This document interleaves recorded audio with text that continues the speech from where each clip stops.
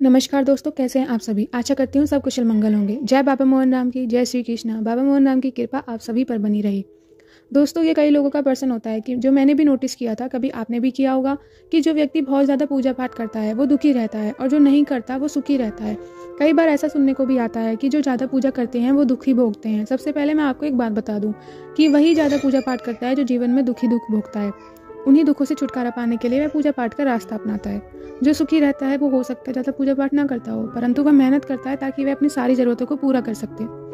अगर आप पहले से ही पूजा पाठ करते आ रहे हैं मगर कुछ वक्त से आपके जीवन में केवल दुख चल रहा है तो कई कारण हो सकते हैं। वीडियो को ज़रा ध्यान से सुनिएगा। हो सकता है इस वीडियो में आपको अपने दुखों का निवारण भी मिल जाए, क्योंकि वीडियो के आखिरी में मैं आपको उन समस्याओं के कुछ निवारण भी बताऊंगी। मैं ये नहीं कहती कि आपके दुख जड़ से खत्म हो जाएंगे, वैसे हो भी सकता है, मगर आपके जीवन में चल रही दुखों की संख्या कम हो सकती है, कम हो जाएगी। आपको कुछ समस्याओं से राहत मिलेगी और जो भविष्य में दुख होते हैं, यानी जो आने वाले समय में आपको दुख होने वाले हैं, वो भी टल जाते हैं। इसकी आपको 100% की गारंटी मैं दे सकती हूँ। एक कारण ये भी होता है जिसकी वजह से व्यक्ति चाहे जितनी पूजा पाठ कर ले, उसे जीवन में कठिनाइयों का सामना करना ही पड़ता है। दोस्तों, ऊपर वाले के हाथ में एक हिसाब होता है, हमारा एक हिसाब होता है जिसे कर्मों का हिसाब कहते हैं। जो हम अपने जीवन में जितने भी कार्य करते हैं वो अच्छे होते हैं या बुरे, वो कितने लाभदायक रहे और उन कार्यों से कितना नुकसान हुआ, उन्हें कर्म कहा जाता है। अच्छे कर्म और बुरे कर्म, ये कर्म के ही दो प्रकार होते हैं। इनका एक हिसाब ऊपर वाले के हाथ में होता है। पिछले जन्म में आपने जितने बुरे कर्म किए उनका हिसाब आपको इस जन्म में चुकाना पड़ता है, और जितने भी अच्छे कर्म किए उसका भी हिसाब आपको इसी जन्म में मिलता है।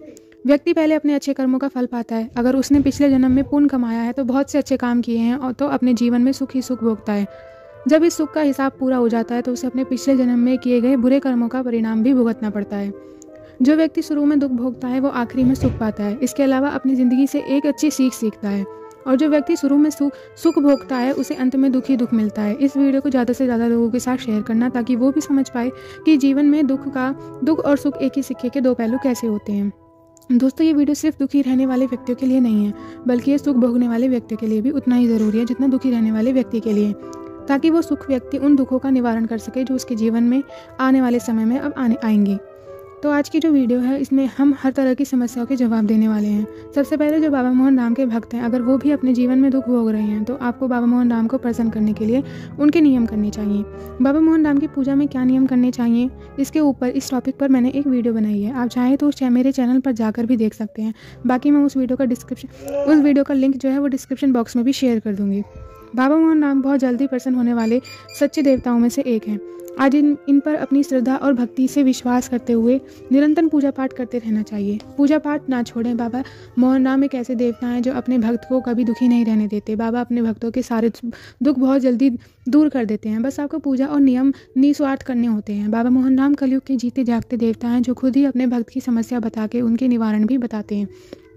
जो बाबा मोहन राम के भक्त हैं उनको मैं एक सलाह देना चाहूँगी कि मेरे चैनल में जाकर प्लेलिस्ट में जाकर JBMR फाइल को खोलेंगे जिसमें बाबा मोहन राम से जुड़ी सारी वीडियोस अपलोड की गई हैं। आप उन वीडियोस को देखेंगे तो आपको कोई समस्या नहीं होगी बाबा मोहन राम की पूजा करने में। कभी पूजा करने में कोई गलती नहीं हो सकती। इसके अलावा अगर आप किसी और देवी देवता को मानते हैं तो आप हमेशा दुखी रहते हैं, तो आपको अपने देवी या देवता जिन्हें आप मानते हैं, जो आपके इष्ट देवता हैं, उनकी माला से उनके मंत्रों का जाप करना चाहिए। दोस्तों, मैंने माला कैसे जाप करते हैं, माला जाप करने से क्या होता है, कौन सी माला से कौन से देवी देवताओं के मंत्रों का जाप करना चाहिए, आपको मेरे चैनल में जाकर एक प्लेलिस्ट है जिसमें मंत्र जाप की फाइल अपलोड की गई है। उसमें मंत्र जाप से जुड़े सभी सवालों के जवाब आपको मिल जाएंगे। अगर इसके बाद भी आपके जीवन में दुखी हैं, इसमें आप जिनसे आप बहुत ज़्यादा परेशान हैं, तो इनका एक निवारण यह भी है कि आपको अपने बुरे कर्मों को कम करना होगा। इसके लिए आपको अच्छे कर्म करने होंगे, जैसे रोज़ गाय को आटे की लोई खिलाना, कुत्ते को रोटी खिलाना, चींटियों को आटे में शक्कर मिलाकर खिलाना, पक्षियों के लिए चुक्का डालें, जलहरी भरे, रोज़ समय पर पूजा करें, वो भी निस्वार्थ और सच्चे मन के साथ। अच्छे कर्म क्या होते हैं ये तो आपको पता ही होगा। मन में ईर्ष्या, कपट, छल और नहीं होना चाहिए। अगर इसके बाद भी आपके मन में कुछ प्रश्न है तो आप हमसे कमेंट करके हमसे जुड़ सकते हैं। कमेंट करें। मैं आपको एक बात और बता दूं कि मैं अपने हर कमेंट का रिप्लाई ज़रूर करती हूं, तो आप बेझिझक करके आप हमसे कोई भी सवाल कमेंट करके पूछ सकते हैं। आपको बहुत जल्दी अपने कमेंट का, अपने सवाल का जवाब आपको बहुत जल्द मिलेगा। मैं पूरी कोशिश करूंगी, अगर मुझे वीडियो बनाने की ज़रूरत पड़ेगी तो मैं वीडियो भी बनाऊंगी।